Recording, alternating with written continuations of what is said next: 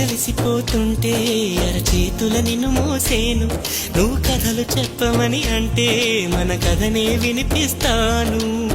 ఏ చింత లేదంటూ నీ చింతలుంటే, ఏ భాగ్యం కావాలి నాకింతకంటే.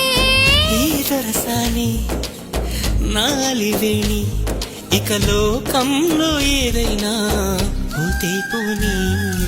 ఏం చేసావు నా ప్రాణం,